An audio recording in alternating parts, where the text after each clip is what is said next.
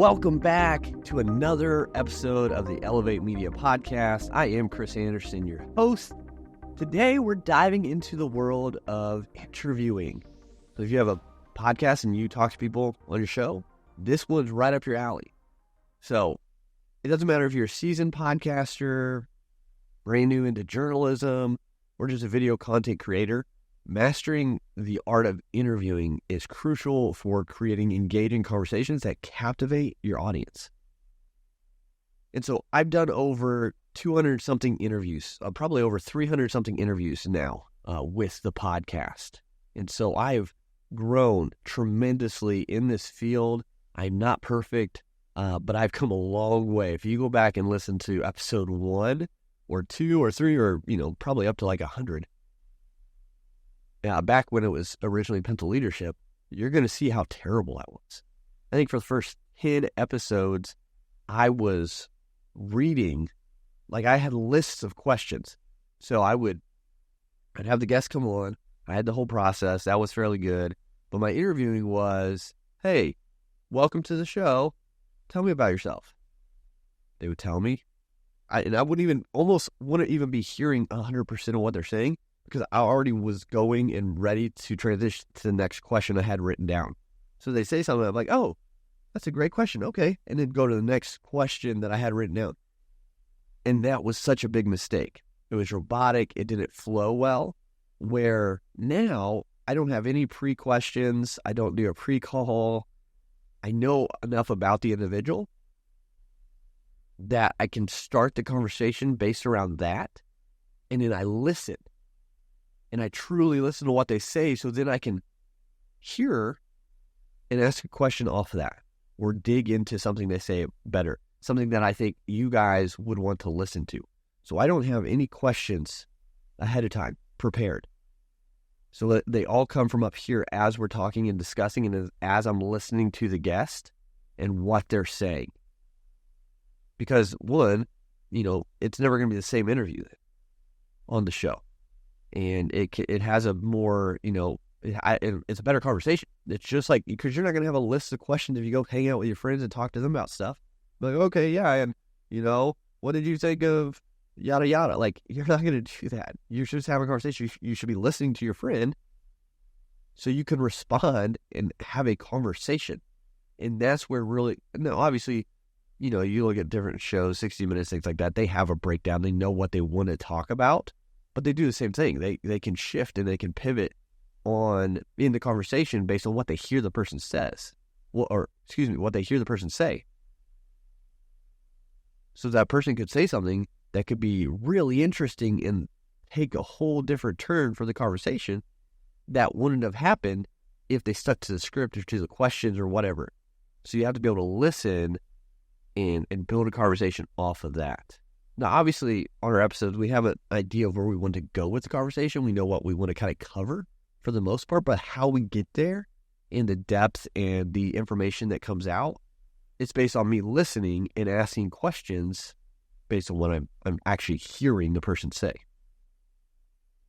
So that's just kind of how I did it and how I've done it and how I've grown and learned to do it. But what else does it take, to conduct a better interview? To be a better interviewer. We're going to break it down, give you some actionable tips that'll help you elevate your interviewing skills. So stay tuned. They're all important. Let's get into tip number 1, which is doing your homework. You got to do a little preparation, right? Preparation is key to a successful interview. And I could do this better. 100% transparent. I'm always transparent. I'll always be open. This part I could do better. I could have, maybe our team prepare a little bit more about the individual coming on. Because when you know more about the background of your guest, their achievements, their area of expertise, you can build that conversation and you have more quote unquote ammunition to pull from. So if you know something happened in their past, or if you know they did something great, like you can weave that into the conversation. Now, granted, our intake process gives us a lot of this information. So I do know ahead of time a lot of their background, a lot of their achievements, things like that. So we do preparation. I still think, obviously, I could do better. Always could do better. But if you have this information ahead of time, not only does it demonstrate, your respect for that guest, but it also allows you to ask better questions, more insightful questions, that will, create better conversations. And it won't be just the cookie cutter questions and answers that they've done on every other show. Now, tip number 2, I kind of mentioned it on my progression of how I learned, is to listen actively. So to be a better interviewer, it's not just about asking questions.